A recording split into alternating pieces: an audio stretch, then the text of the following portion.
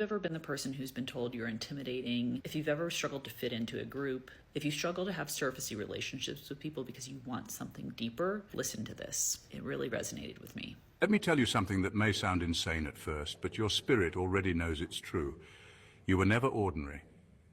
You were never safe. You were never supposed to blend in because you were chosen. And not by man, not by popularity, not by religion, not by bloodline or birthright, but by a God who whispered your name before time had a clock. While others were being formed, you were being forged. While they got blessings, you got battles. While they got platforms, you got pits. But here's the secret hell doesn't want you to know. The pit was never punishment, it was preparation. You weren't overlooked, you were hidden, because chosen ones aren't put on display. They're put through fire, because only those who've survived the furnace can carry the flame. See, there's a reason the enemy came for your mind early. A reason betrayal hit you harder than most. A reason you've been tired but still unbroken, crushed but never destroyed. Because there's something embedded in you that hell can't delete, a divine code that screams, untouchable, you were sealed. Before you ever lifted a prayer, before you ever fasted, before you ever repented, he sealed you with something hell can't reverse, an unbreakable assignment. And that's why the top demon himself can't touch you. He doesn't just see your wounds, he sees what you carry. That's why the attacks were never random. That's why the rejection wasn't a coincidence. That's why isolation became your best friend, because God wasn't punishing you. He was protecting what hasn't even been released yet. You're not under attack because you're weak.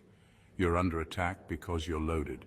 You're not just a person, you're a prophecy in progress. So now the question is, will you believe what life has said about you, or will you step into what heaven already knows? Because when God seals a destiny, it doesn't matter how hard hell hisses. The chosen cannot be cursed, the sealed cannot be touched, and the one who walks with fire cannot be burned. Stay right here, because by the time you reach the end of this message, you'll understand why even the highest ranking demon backed off when he saw you coming. Number one, you're not just protected, you're off limits.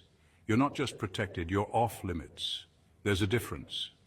Protection means something is guarding you, but being off limits means even if the enemy gets close, he still can't touch you. There's a line drawn around your life, and it's not written in chalk, it's carved in divine authority.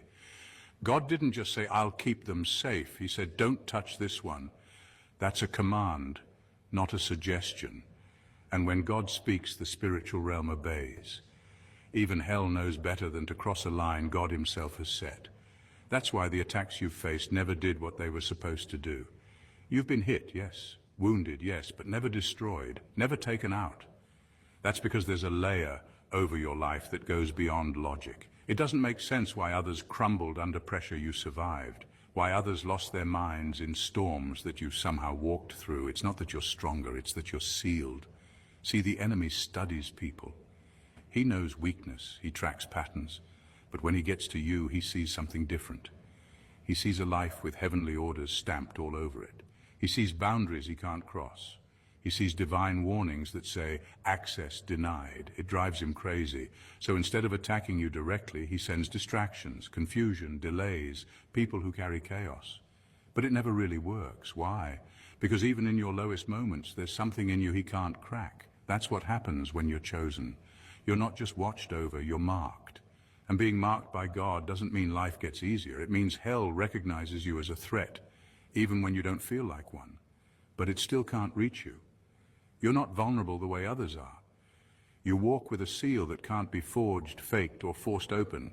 You're not just protected. You are untouchable, not because of who you are, but because of whose you are. Number two, you're not in a battle. You are the battlefield. You're not in a battle. You are the battlefield. That's why your life has felt like a war zone since the beginning. You weren't just born into conflict. You attract it, not because you're weak, but because you carry something that forces light and darkness to collide. Wherever you go, something shifts. Atmospheres change. People get uncomfortable. Things either break off or break loose. That's not random. That's spiritual. You don't step into battles. You become the ground where battles are fought. There's a reason you've always felt like you were being pulled in two directions, like you're in the middle of something bigger than you. That's because you are. You carry weight, and not just emotional weight. Spiritual gravity. When you walk into a place, there's an invisible line drawn. One side is trying to push you into purpose. The other is desperate to distract or destroy you. That tension you feel isn't confusion. It's evidence that both kingdoms recognize what you carry. You think you're just going through life, but life has been coming through you. Every breakdown, every battle, every unexpected attack. It all makes more sense when you realize you're not just caught in the crossfire. You are the fire. You're the territory God's trying to reclaim, and the enemy is trying to sabotage. That's why you wrestle with heaviness that others don't feel. That's why people are drawn to your light, but also try to dim it. You've been wondering why peace seems temporary, and rest always gets interrupted. It's because your very existence is disruptive to darkness. You carry clarity that breaks confusion. You carry purpose that frustrates evil. You carry presence that pushes back hell. And the wildest part, you're still standing. With all that pressure, all that warfare, all that weight, you're still here, still fighting, still walking. That's not by accident. That's because even when you didn't know it, heaven was using your life to make a statement. You don't just show up to battles. Battles happen because you showed up.